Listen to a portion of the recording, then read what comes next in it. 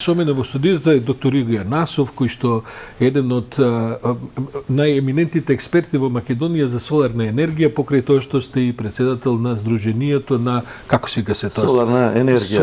Солар Македонија. Солар Македонија и така натаму, но и долги години се занимавате и професорски, не само да кажам во бизнес мисла, се занимавате со соларна, со хидроенергија и така натаму, и ги знаете одлично состојбите. Само што се вративте од Белград, што имаше во Белград? Не од Белград, него од Михен, од Интерсолар. Аз извинам од Белград. Ние се чувме во Белград, па ми остана Белград. Да. Интерсолар е што? Тоа е најголемиот настан за соларна енергија во светот и јас сум присутен на Интерсолар повеќе од 20 години. Од кога почна до сега, работам точно е на интернационални проекти и европски проекти во соларна енергија. Еве, со неколку, можеби со десетина најголеми институти во Европа по таа тема. Бевме заедно со АЕС Солар. АЕС Солар е еден од 5 најголеми бренда за производство на фотоволтаици. Тоа е вашето прашање наредно. Така осетив од вашиот увод, иако немавме време да се слушнеме.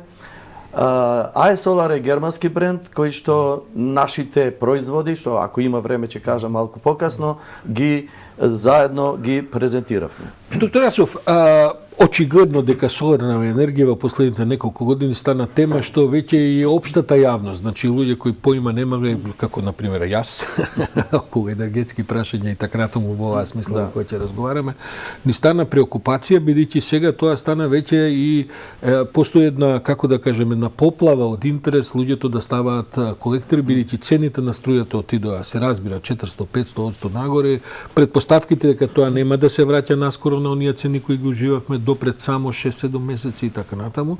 И сега е ова еден голем наплив на интерес на луѓе кои што читавме не само што сакаат да монтираат, туку издаваат покриви, издаваат земјишта, купуваат земјишта и така натаму. Сепак тој пат е поплочен со многу проблеми, иако веројатно е многу позитивно што луѓето се свртеа кон овие можности. Кои се клучните проблеми што ни стојат пред нас во оваа смисла за која сакам да Нели, за да кажеме за клучните проблеми, да кажеме кои се клучните предности. Така е, се разбира.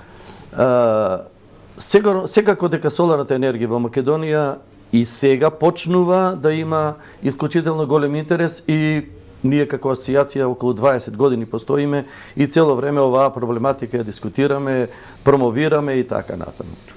Со почетокот со донесувањето на Законот за енергетика, каде што се донесоа 4 киловати инсталирана снага на крововите и 20 киловати на фирмите, уште тогаш ние како асоциација и јас лично кажував дека аз да не биде повеќе. Причина за тоа не е само желбата, нели Гете рекол желбите недоволни ако не ги реализирате. Причина за тоа беше што секако проблемот со инсталирање на фотоволтаични централи на земјишта, обработливо, необработливо и така натаму, има повеќе потенцијални проблеми. Додека оноа што се кровови, а ако има време ќе кажам нешто и за фасадите, тоа е се регулирано. И собственост, и продажба, и точка на откупување, сето тоа е регулирано. Само е потребно да се донесе по либерална администрацијата да биде полиберална. Тоа веќе се најавува. Како што дојде Ковачевски за премиер, кој што инаку потекнува тој сектор, кој ги знае проблемите, се најави дека во мај ќе се менува законот, дека од 4 ќе се зголеми на 6 киловати. Зошто се оди на такви ограничени количини? Оти сега се поставува, ќе ви поставам две прашања, се поставува една друга. Ако почнат сите да произведуваат соларна енергија, ќе нема кој да ја купува. Точно е тоа. Секогаш кажавте вие во вашата прва реченица, патот е поплочен и со проблеми и со успеси и така натаму. Значи, недоволно е само да се даде декларација, може секој слободно да произведува електрична енергија. И јас одма да ви кажам дека и тоа е можна опција, но при тоа кој ќе ја троши таа енергија и во колку часот ќе ја троши. Обично соларната енергија е околу 4-5 часа во текот на денот, кај што има производство на електрична енергија, а баш во тој период нема баш толку голема потрошувачка на електрична енергија. И то во принцип, од тоа што читам, Да. кога е температурата меѓу 25 и 26 степени, значи мај, септември, октомври, не баш јули, август, ти овдека има впечат дека кога е најтопло, дека тогаш најмногу се произведува.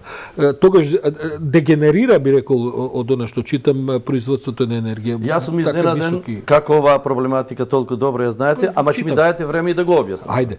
Еве зошто. Секој фотоволтаик, како произведува електрична енергија, се загрева. Како се загрева, ефикасноста му паѓа. Така да во јули и август, бидејќи е висока температурата, зрачењето големо, а температурата на фотоволтаикот е повисока, ефикасноста паѓа.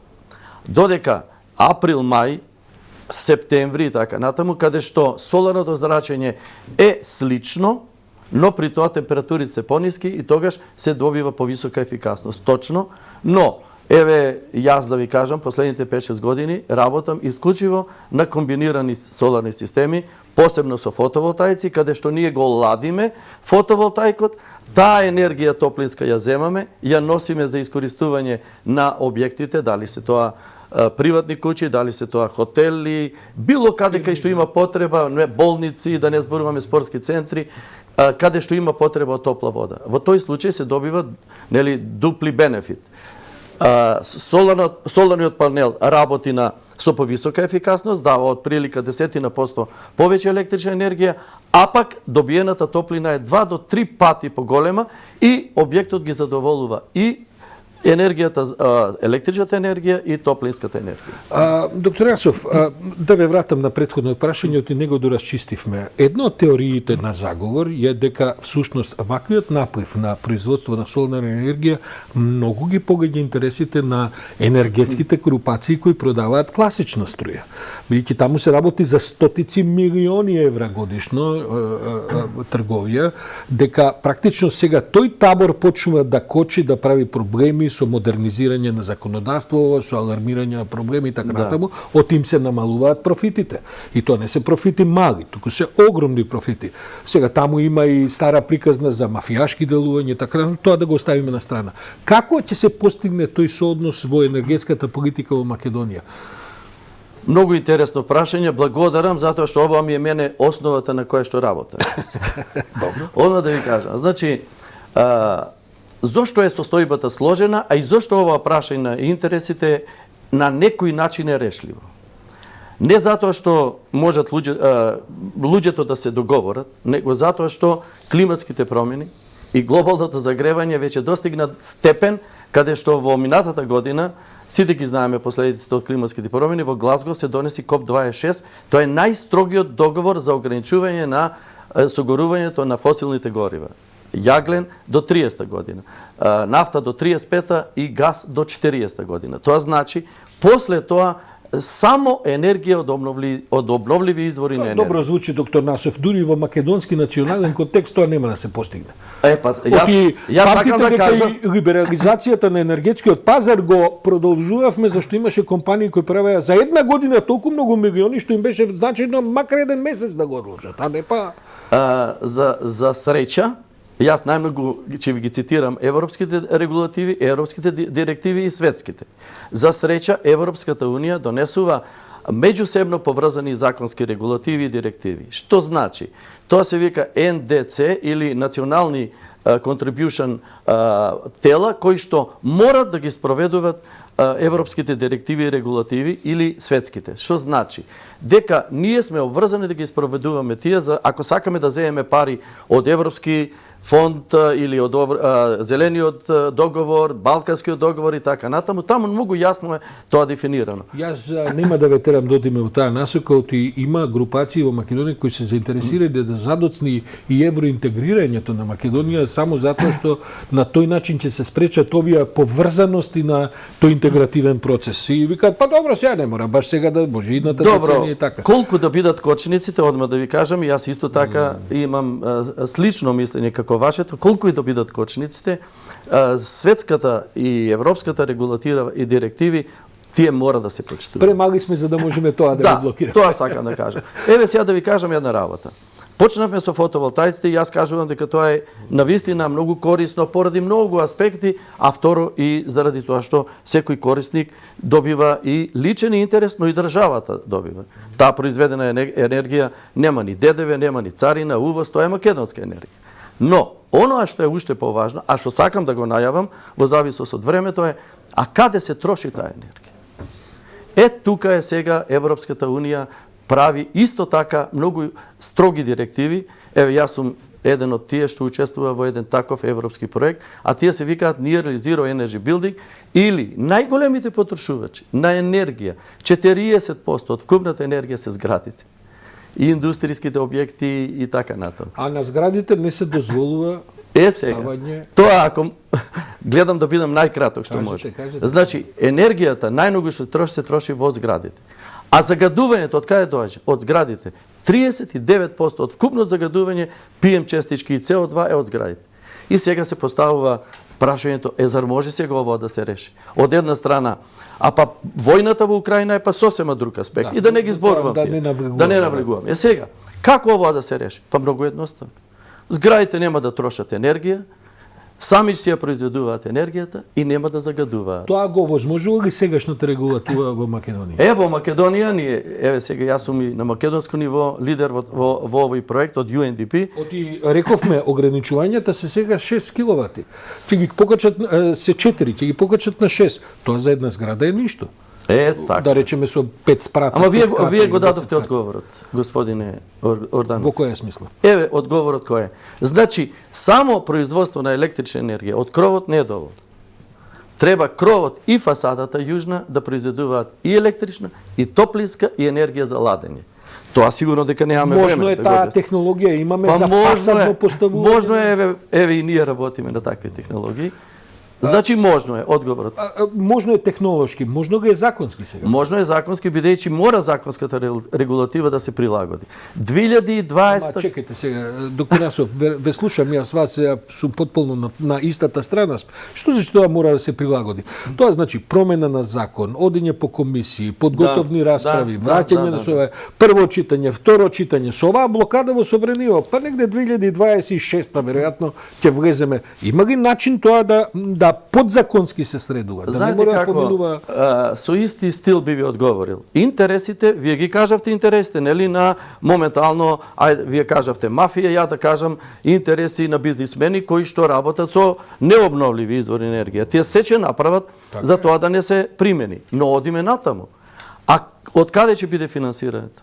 Од фондовите на Европска Унија. 300 милиарди евра. Прв пат се одобрени во тој зелен договор и така. Имаме ние достап до тие фондови? Имаме, ако ги исполнуваме обврските. Оти сега се 30 милиони денари определени од владата и тоа е негдека по 1000 евро од семејство ако сака да монтира нешто на покривот, па и тоа е максимум. И тоа се процедури и така натаму, што е во ред. А ќе ни бидат отворени тие фондови на Европската Унија за овие проекти? Значи ќе ни бидат отворени, еве јас имам досега 10 овакви европски развојно-истражувачки иновативни проекти каде што Европска Унија вика дај да видиме резултати. Ако ние ги доставиме проектите за инсталирање на овакви објекти, постојат финансирања, финансиски шеми во Европска Унија и во Балканот со повеќе средства отколку што ни треба. Сега дали ќе ги земеме? Тоа е веќе второ. Веројатно не. Ама нешто ќе чепа. Добро, ние малку имаме различен став. Вашиот претходен соговорник мене ми се бендиса.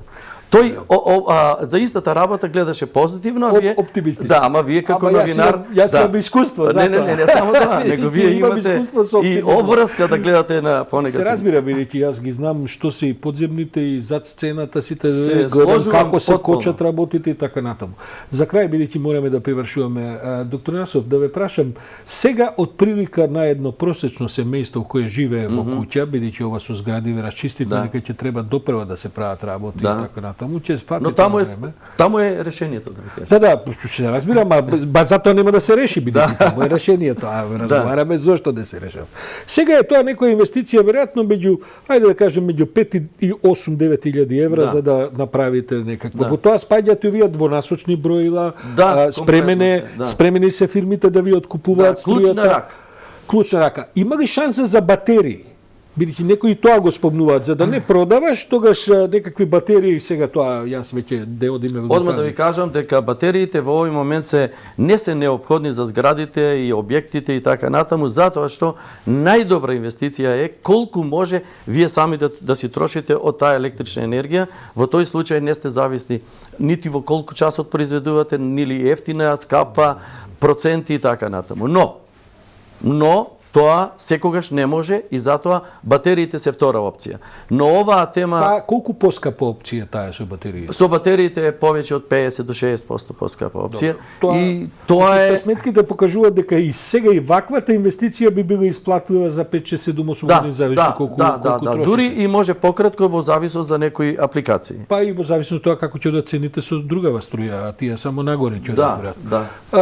Доктор Насев, ќе се видиме ние на оваа тема уште многу пати, предпоставам. Да ве прашам за крај, сега вие препорачувате ли сега да се влезе во таква инвестиција или мислите дека сепак е подобро да се почекаат уште некои промени? Треба подхитно да се влегува. Крововите и фасадите подхитно да се влегува. Има Македонија капацитетни фирми кои тоа може да го изведат? Јас се јавив на 3-4 фирми за да побарам соговорник. Да. Ги има во Македонија разни фирми. Знаете дека ми се случи дека ме одбија 3-4 фирми, не сакаме да разговараме. Па, одма да ви кажам дека ние како Соларна асоциација направивме во последните 3 години 4 обуки за инсталатори на фотоволтаици, фототермали и термали. Зошто ја го зборувам цело ова? Затоа што сите заедно тие го решаваат проблемот. Но, дали има доволен број? Нема. Секако, кога еден процес тргнува со револуционерна или со неверојатна брзина, треба сите аспекти и сите ресурси да се пополнат. Јас мислам дека за 2-3 години тој дел ќе се оспособи, но прашањето дали треба да инвестираат? Да. Дали е најдобро да инвестираат на кровови и фасади? Одговорот е да. И колку повеќе си ја трошат за себе, толку подобро и толку порационално.